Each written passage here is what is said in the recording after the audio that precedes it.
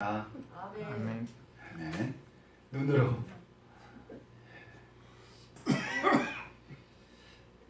말을 할 수 있는 게 얼마나 큰 축복인지를 다시 한번 깨닫습니다. 함께 기도하겠습니다. 하나님, 우리가 교회입니다. 우리 하나하나 우리 모두가 교회입니다. 또한 우리는 성전입니다. 우리 한 사람 한 사람이 거룩한 하나님을 모신 성전입니다. 이 시간 성전된 우리가, 교회인 우리가 하나님 앞에 섰사오니 하나님이 직접 교회된 우리에게, 성전된 우리에게 말씀해 주시옵기를 예수님의 이름으로 기도하옵나이다. 아멘.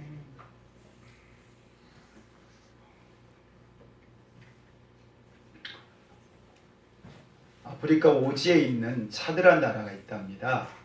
거기에 있는 한 문인이 쓴 글이라고 하는데 정확하지는 않습니다. 그분이 쓴 글 가운데 이런 내용이 나옵니다. 아무것도 아닌 그 하찮은 것에 의해 흔들리는 인류, 그리고 무너지는 사회, 코로나 바이러스라 불리는 작은 미생물들이 지구를 뒤집고 있다. 보이지 않는 어떤 것인가가 나타나서는 자신의 법칙을 고집한다. 그것은 모든 것에 새로운 의문을 던지고 이제 안착된 규칙들을 다시 재배치한다. 다르게, 새롭게. 순식간에 우리는 매연, 공기오염이 줄었음을 깨닫게 되었고, 시간이 갑자기 생겨 뭘 할지 모르는 정도가 되었다. 부모들은 자신의 아이들에 대해 알아가기 시작했고, 아이들은 집에서 가족과 함께하는 시간을 배우기 시작했으며, 일이란 이제 더 이상 삶에서 우선이 아니고, 여행, 여가도 성공한 삶의 척도가 아님을 깨닫기 시작했다. 우리는 곧 침묵 속에서 스스로를 돌아보기 시작했으며, 약함과 연대성이란 단어의 가치에 대해서 이야기하기 시작했다. 인간은 그저 숨 하나, 먼지일 뿐임을 깨닫는 것도, 우리는 누구인가? 우리의 가치는 무엇인가? 이 코로나 바이러스 앞에 우리는 무엇을 할 수 있나? 섭리가 우리에게 드리울 때를 기다리면서 스스로를 직시하자. 전 세계가 하나같이 직면한 코로나 바이러스의 상황 앞에서 우리의 휴머니티가 무엇인지 질문해보자. 집에 들어앉아 이 유행병이 주는 여러 가지를 묵상해보고 살아있는 우리 자신을 사랑하자. 이분은 이렇게 말합니다. 전쟁으로도 해결하지 못한 것을 이 코로나가 해결하더라는 겁니다. 시대가 해결하지 못한 문제를 한순간에 해결하더라는 겁니다. 전 세계 기업이 해결하지 문제를 한순간에 해결해 버렸고, 또한 국가가 해결하지 못한 문제들을 한순간에 해결해 버리더라라는 그런 얘기를 했습니다. 더더군다나 인간의 지식이 얼마나 허망한가를 보여줬고, 돈으로도 안 된 것들이 있다라는 것을 가르쳐 주었다는 겁니다.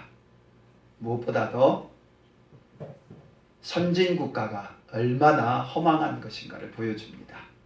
지금 지도에서 보여준 것처럼 확진자 수 1위가 미국, 이태리, 스페인 선진국가들입니다.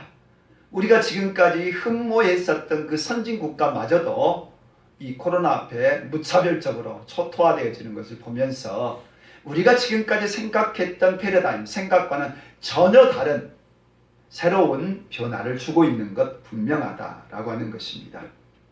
우리는 이 미중유의 한 번도 경험해보지 못한 이 코로나의 대격변 시대를 살아가고 있죠. 그래서 이렇게 말할 것입니다. 코로나 이전과 코로나 이후의 역사는 변화가 있었다. 역사는 새로운 변혁에 들어섰다. 그렇게 기록을 할 것입니다. 방역 조치가 다시 강화되어지면서 주목을 받고 있는 게 크게 세 가지입니다. 첫째, 병원이죠.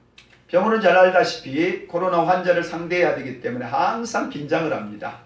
감염된 사람들을 상대해야 되기 때문에 언제 감염될지 모르는, 그래서 알다시피 의사도 감염돼서 죽은 그런 일들이 보도가 되고 있죠.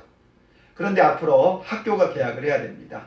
근데 학교는 수백만 명의 학생들이 매일 생활을 하는 곳입니다. 그렇기 때문에 주목의 대상이 되어집니다. 또 하나는 교회입니다. 익히 교회가 공공의 적처럼 그렇게 얘기되어지고 있는 상황이 된 것은 교회가 전국적으로 1000만 명의 사람이 일주일에 한 번을 모여야 된다라고 하는 거죠. 그렇기 때문에 어떤 일이 있을지를 모르는 것 때문에 주시의 대상이 되고 있다라는 거죠. 그래서 어쩔 수 없이 저희도 이렇게 온라인으로 그렇게 예배를 드립니다만은 그러다 보니까 이런 질문을 하게 돼요. 온라인으로도 예배를 드리는데 아니 스마트폰으로 예배 드리고 케이블로도 예배를 드리는데 아니 그것도 예배 아니냐. 그러면은 굳이 교회까지 나와서 예배 드릴 이유가 없는데 교회가 무엇이냐. 그리고 우리의 신앙이 무엇인가에 대한 의문을 갖게 한다는 겁니다. 신앙생활을 이렇게 해도 되는지, 교회라고 하는 것이 진짜 필요한 것인지에 대한 우리 자신에 대한 의문을 갖게 된다라는 것이죠. 그런데 이런 어떤 그 종교적인 그리고 신앙적인 교회적인 그러한 의문과 또 새로운 변화는 사실 교회만으로 끝이 나는 게 아닙니다. 한 나라에 교회가 들어간다는 것은 교회 하나 들어가는 것은 끝이 난 게 아니라 그 나라 전체를 변화시키는 그런 시작점이 되는 거예요. 종교개혁이 일어났다. 이것은 종교적인 영역에서 끝나지 않아요. 500년 전의 루터의 종교개혁은 중세시대가 근대로 넘어가는 시발점이 됩니다. 교회의 변화라고 하는 것은 교회만으로 끝이 안 난다는 겁니다. 그 사회의 총체적인 변화를 가르쳐 주는 것이에요. 그런 점에서 오늘 우리 본문은 이 성전이 무엇이고 교회가 무엇인가에 대한 거기에 대한 질문을 갖게 하는 그런 본문입니다. 우리 44절의 전반부의 내용입니다. 같이 읽어볼까요? 광야에서 우리 조상들에게 증거의 장막이 있었으니. 아멘. 우리는 지금 스데반의 설교를 5번째 살펴봅니다. 아브라함을 살펴보았습니다. 야곱과 요셉을 살펴보았습니다. 그리고 모세가 3번째였고 지난 시간은 우상에 대한 문제였습니다. 그리고 오늘은 마지막 성전에 대한 얘기입니다. 성전에 대해서 스데반이 설교를 하고 있는, 스데반은 지금 어떤 상황이에요? 돌에 맞아 죽기 직전의 상황이에요.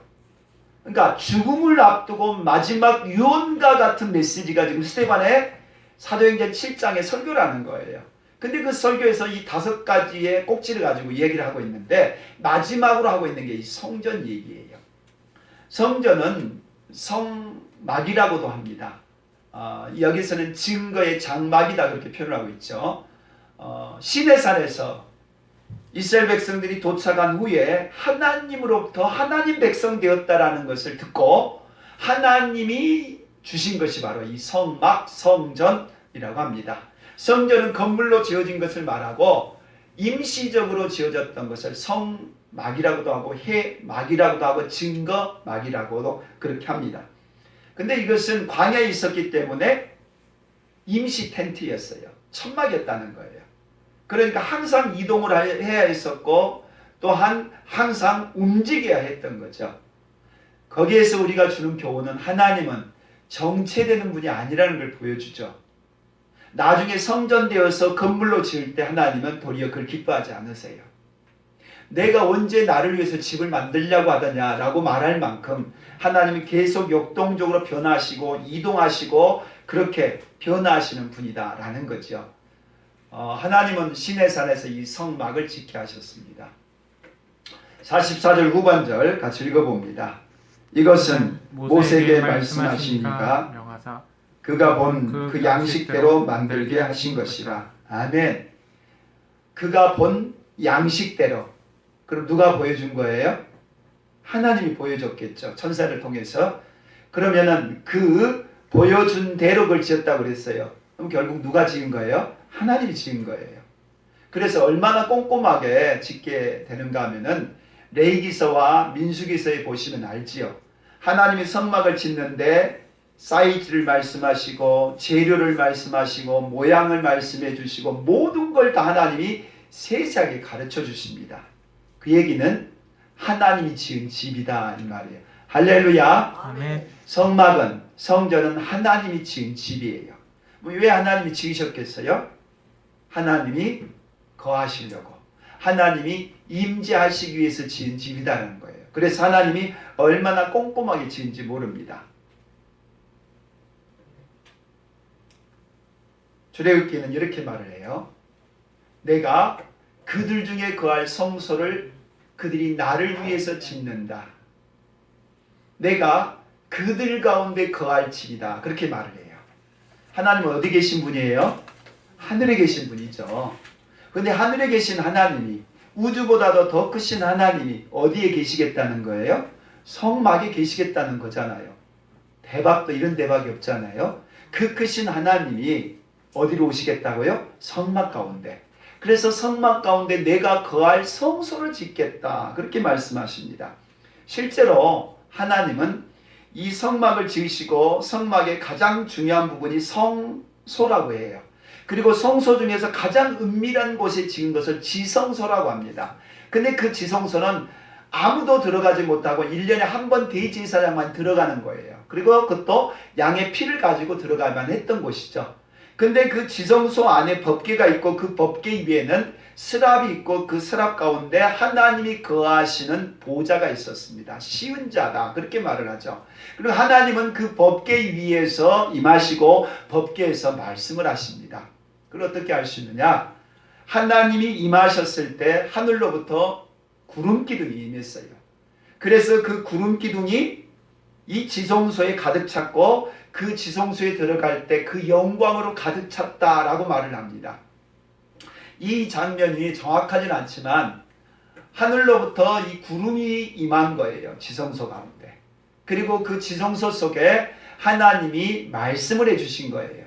그래서 구름이 임하면은 아 하나님이 임재하셨구나, 모세하고 말씀하시구나 그렇게 알았다는 거예요. 그러다가 구름이 올라가서 이동을 해요. 그러면은 주섬주섬 텐트를 싸고 양새끼 다 챙겨가지고 그 구름이 이동하는 데를 따라가는 거예요. 그러다가 구름이 어떤 데 딱 멈춰서요. 그러면은 거기가 또 거치할 곳인 줄 알고 거기에 또 주섬주섬 해가지고 또 거기 사는 거예요. 그렇게 있다가 며칠이든 몇 달이든 언제인지 모르지만 또 구름이 움직여요. 그럼 구름 따라서 또 움직이는 거예요. 그게 광야 이스라엘 생활이었다 이 말이에요. 그래서 이 가운데 한가운데 성막이 있었고 그 주변에는 12개의 지파가 3지파씩 사면에 진치고 있었어요. 다시 말하면 한가운데 성막이 있었다 이 말이에요.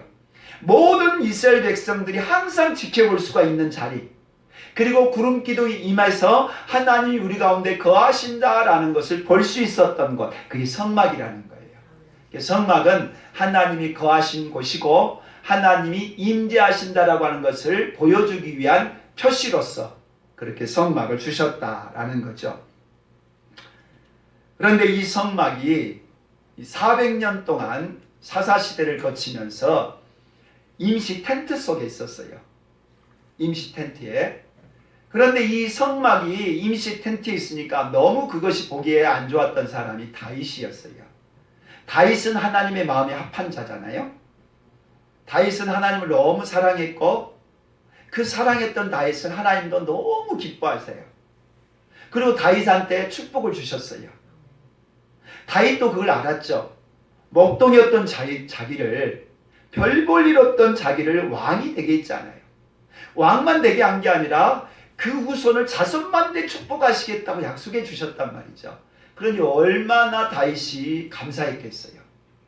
그래서 그 감사하는 마음을 가지고 하나님의 성전을 짓고 싶었어요. 하나님 앞에 드리고 싶은 최상의 감사, 하나님 앞에 드리는 최고의 예배, 그게 성전을 짓는 거란 말이죠. 그러니까 다윗은 누구보다도 성전을 짓기를 원했어요.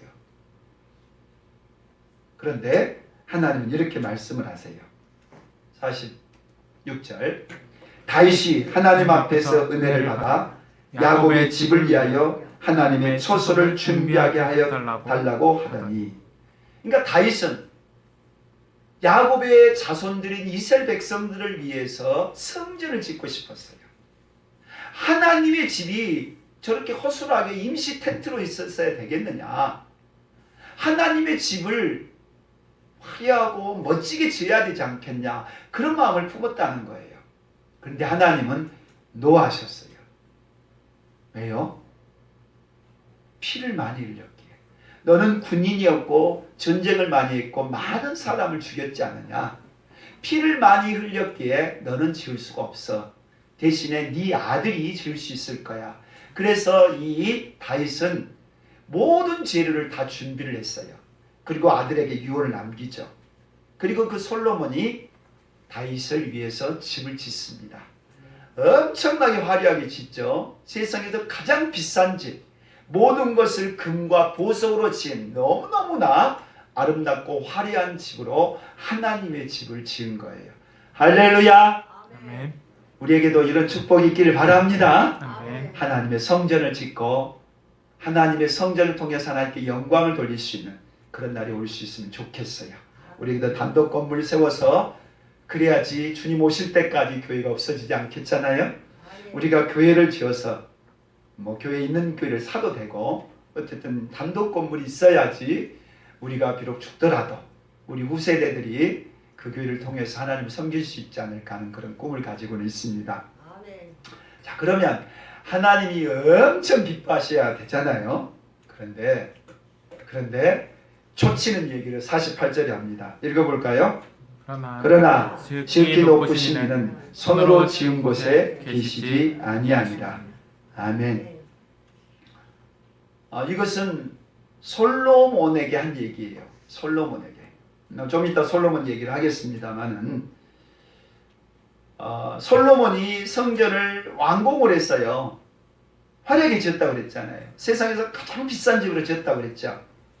그러니까 너무너무나 하나님 앞에 감사와 기쁨으로 제사를 드렸어요. 근데 그날 밤이에요. 꿈을 꿨거든요.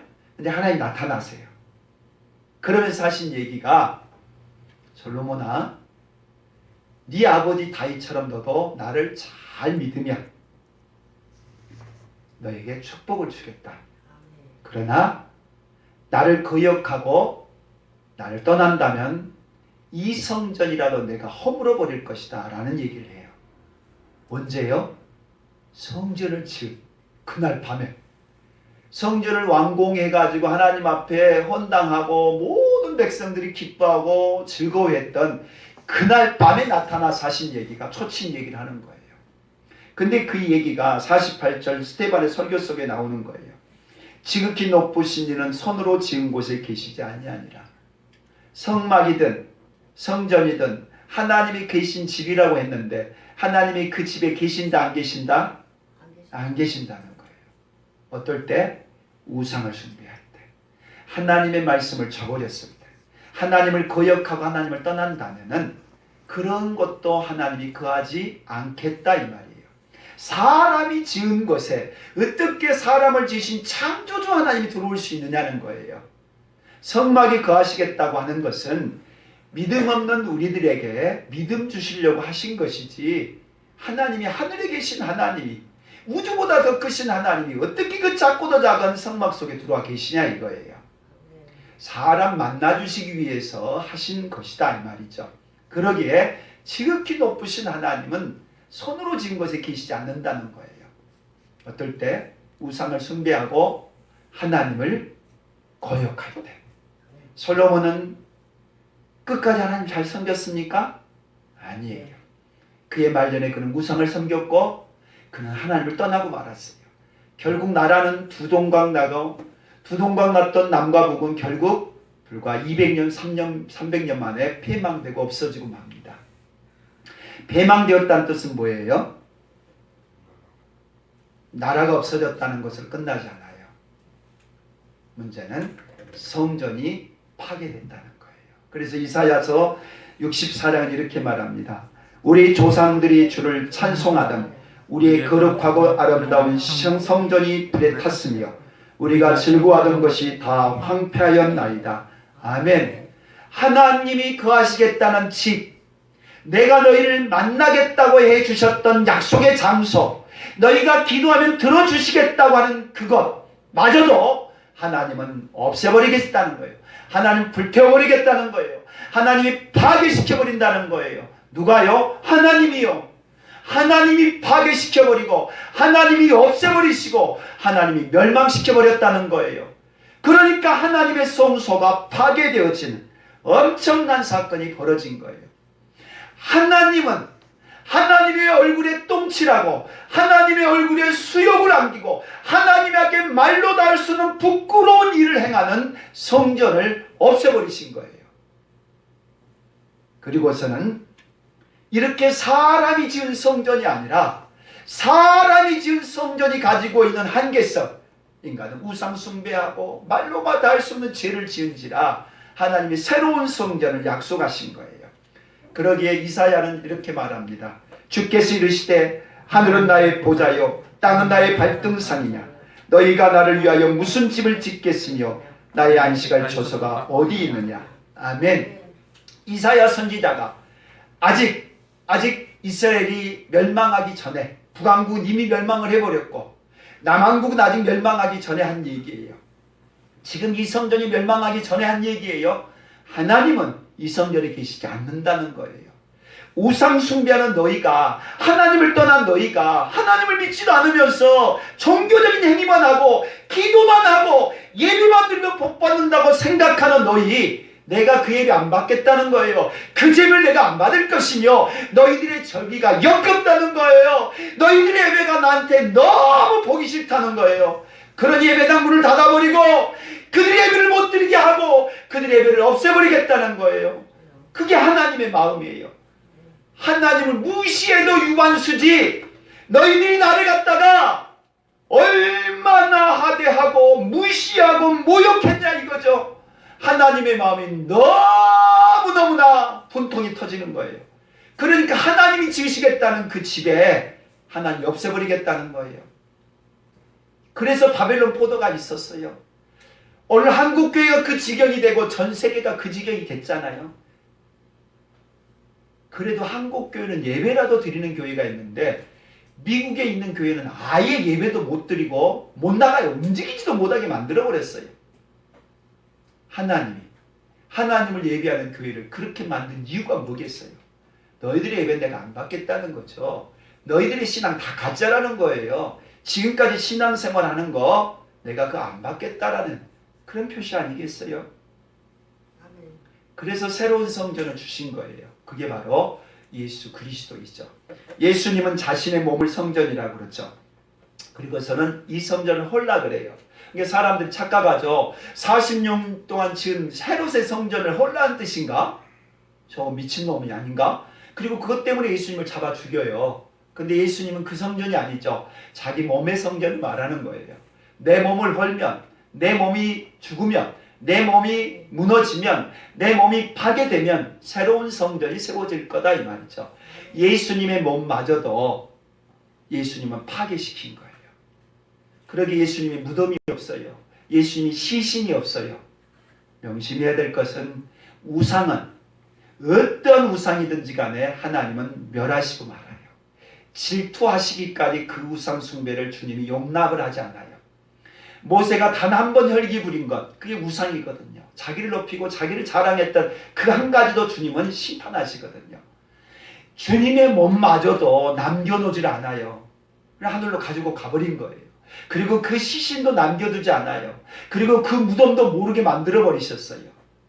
왜요? 우상 숭배하니까. 하나님은 철저하게 자신의 몸마저도 파괴시키셔서, 예수님은 자신의 몸마저도 십자가에 못 박으셔서 오로지 하나님 한 분만을 예배하도록, 하나님 한 분만을 섬기는 그런 자가 되게 하시는 거예요.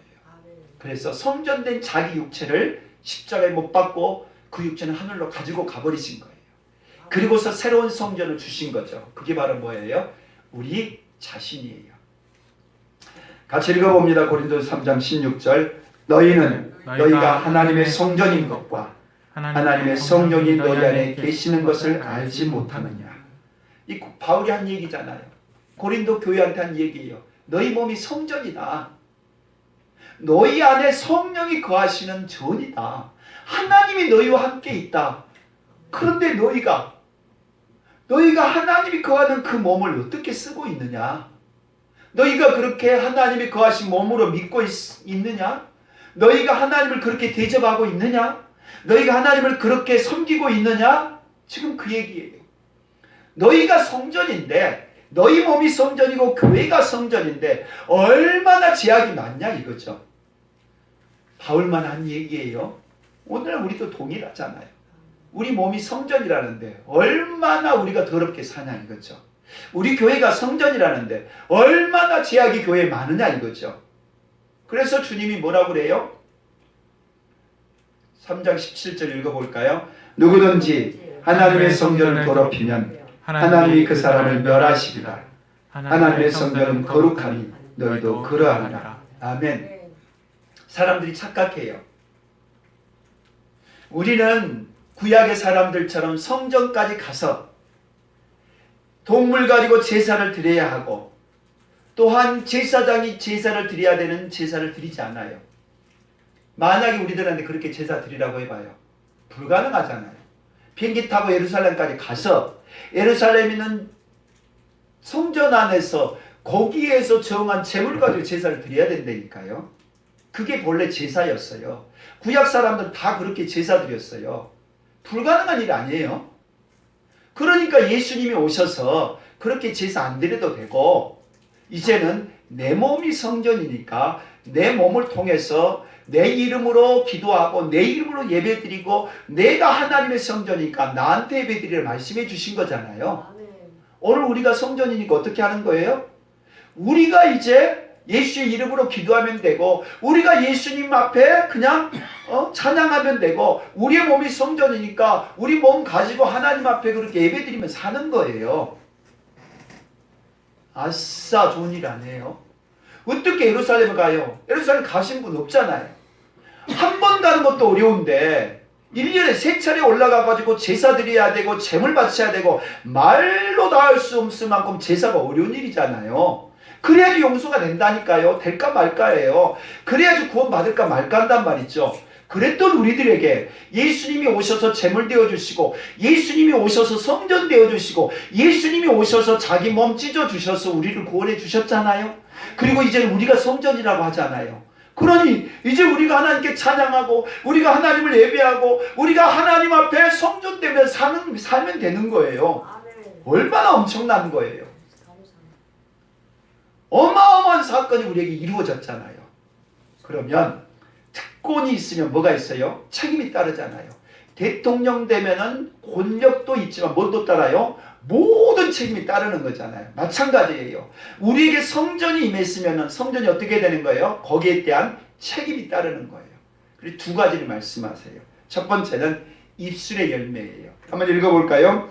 만일 우리가 우리 죄를 자백하면 하나님 미쁘시고 의로우사 우리 죄를 사하시며 우리를 모든 불의에서 깨끗게 하실 것이요, 그러므로 우리는 예수로 말미암아 항상 찬송의 제사를 하나님께 드리자.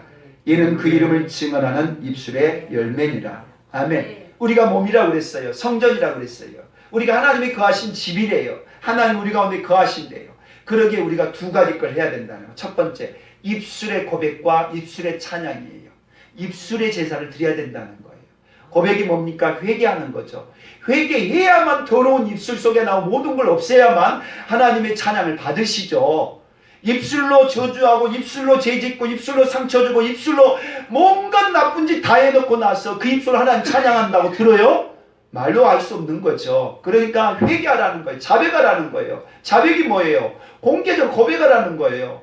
입술로 고백할 때 하나님은 용서해 주실 뿐만 아니라 입술의 찬양을 받으신대. 할렐루야. 아멘. 입술로 고백하시길 바랍니다. 회개하셔야 돼요. 말로 하는 거예요. 마음으로 하는 거 아니에요. 말로 회개하시고 말로 하나님을 찬양하라는 거예요. 두 번째는 몸이에요. 같이 읽어보겠습니다. 너희를 권하노니 너희 몸을 하나님이 기뻐하신 거룩한 산채물로 드리라. 이는 너희가 드릴 영적 예배니라. 오직 선을 행함과 서로 나누어 주기를 잊지 말라. 하나님이 같은 제사를 기뻐하시느니라. 아멘. 두 가지 제사래요. 몸으로 드린 제사. 몸으로 어떻게 드린대요? 산제물이래요. 제물은 죽는 거예요. 그러니까 살아있지만 죽는 자처럼 살라는 거예요. 그래서 로마서 12장 2절은 마음과 생각을 새롭게 해서 하나님의 뜻을 분별해서 하나님의 뜻대로 살라라는 거예요. 하나님의 뜻대로 살고 뜻대로 행하는 것, 이게 우리의 제사라는 겁니다. 우리가 성전된 몸 가지고 어떻게 살라는 거예요? 내 마음대로 살라는 거예요? 아니라는 거예요. 그게 우상 숭배예요. 내가 우상이 되어서, 내가 신이 되어서 내 정욕과 내가 원하는 걸 위해서 사는 게 바로 내 우상이라는 거예요. 그렇게 살면 하나님 멸하신다는 겁니다. 하나님의 성전도 멸하셨던 예수님의 몸도 찢으셨던 예수님이 우리가 죄진 몸을 내버려 두시겠다는 거예요. 우리의 교회가 죄질 때 내버려 두시겠다는 거예요. 주님은 우리의 몸이 거룩한 산 제사가 되라는 거예요. 몸뿐만 아니라 우리 입술도 거룩한 입술 되라 말씀하시는 거예요. 그래서 입술의 찬양을 받으시고 우리의 몸의 제사를 받기를 기뻐하신다라고 말씀을 합니다. 코로나는 진정되고 위기를 극복되어 인류는 위기를 극복한 역사였어요. 이때는 지나갈 것이고 오래가지 않습니다. 그러나 이것이 주는 교훈이 있습니다. 질병이 찾아오니까 질병을 퇴치하는 신약이 개발되어집니다. 전쟁을 방지하기 위해서 국제적인 협약이 진행되어지고 또한 인간이 해결하지 못한 식량난을 해결하기 위해서 수많은 기술 개발이 이루어졌습니다. 심지어 석유가 떨어진다고 하니까 전기자동차가 등장을 해서 새로운 시대를 지금 만들어내고 있는 겁니다. 인간은 위기를 극복해야 하고 이 위기도 극복될 거예요. 그러나 명심해야 될 것은 우리의 몸이 성전이라는 것, 우리 자신이 교회라는 것, 우리 하나하나가 성전이고 우리 하나하나가 교회라는 것을 기억해야 된다는 것이에요. 그렇다면 우리 입술의 찬미를 주님은 받으시길 원하고 우리 몸을 통해서 선한 열매 맺는 것, 이웃을 위해서 선하게 베풀고 또한 우리를 통해서 산 제물로 드려져서 우리의 생각과 뜻이 바뀌어지는 것, 그런 제사를 주님이 받으신다는 거예요.